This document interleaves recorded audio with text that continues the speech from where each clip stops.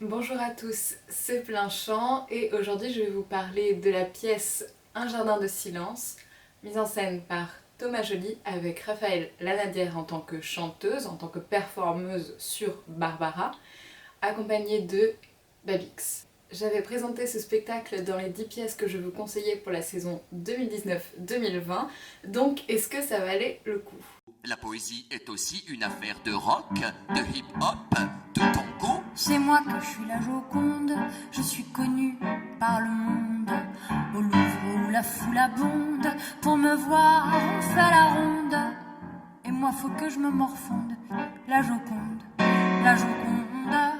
Et moi faut que je me morfonde, la Joconde, la Joconde. Cette pièce n'est pas une forme de biopic. On ne va pas avoir les chansons les plus connues. On part du prix Barbara qu'a reçu Raphaël Lanadière le 21 juin 2011. Il y a tout le discours de Frédéric Mitterrand, alors ministre de la Culture et de la Communication. Et ce qui est très fort, c'est qu'il y a une ironisation de ce discours, à la fois par la performance de Thomas Joly qui va jouer Frédéric Mitterrand, et par Raphaël Lanadière, qui a pour nom de scène elle, qui va expliquer ce qu'elle ressent à ce moment-là. On débute par ça.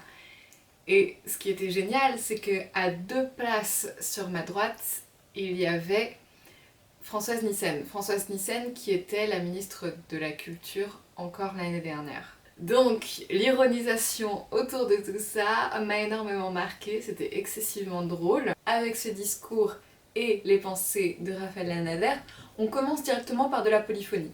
Donc on sait ce qu'il va se passer. Le rideau s'ouvre à partir de ce moment-là. On va rentrer directement dans le vif du sujet, qui est une énorme présentation de la vie de Barbara, mais pas à travers ce qu'on connaît d'elle, c'est-à-dire la femme en noir, extrêmement mélancolique, extrêmement torturée. Le parti pris, c'est vraiment de montrer la joie de Barbara, son engagement politique, notamment sur la question du sida et des détenus. Ce n'est pas du tout, comme on pourrait le penser, une pièce sombre sur Barbara.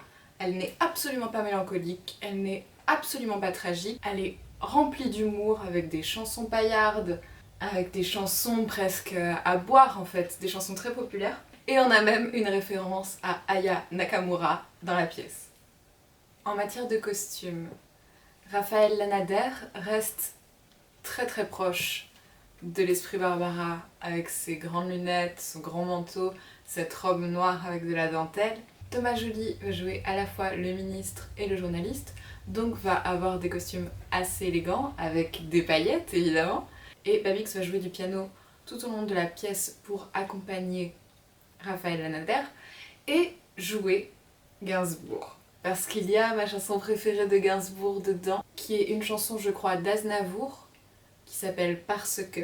En ce qui concerne la scénographie, on va avoir le piano, beaucoup de fleurs qui font donc le jardin, des lampes d'une autre époque avec cette lumière si caractéristique à Thomas Joly, des fauteuils, en fait c'est un univers très ancien, ancré dans le temps, très vintage et en même temps très doux, très beau.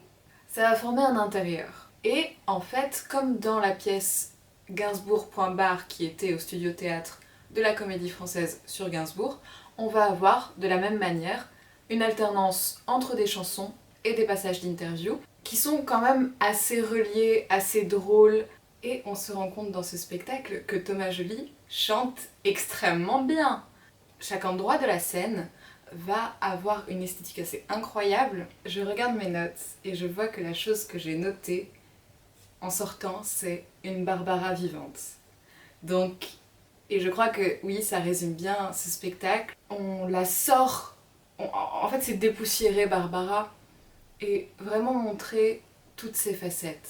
On montre son sacré, sa dimension très impressionnante et en même temps on la rend fondamentalement humaine. C'est vraiment une forme de célébration et de la musique, et du lien entre musique et théâtre, et de Barbara, avec un petit côté méta-théâtral qui est quand même assez agréable. Ça se joue jusqu'au 3 novembre, je vous invite fortement à y aller. Si vous aimez Barbara, ça vous plaira forcément. Si vous la connaissez peu, ça peut être un bon moyen de rentrer dans son univers. Et si vous avez juste envie de suivre les créations de Thomas Joly, vous pouvez y aller. Il y a toute son esthétique. Ça dure 1h10. C'est vraiment un petit concert et on en sort épris de poésie et vraiment satisfait de cette soirée. Merci beaucoup à La Scala pour l'invitation.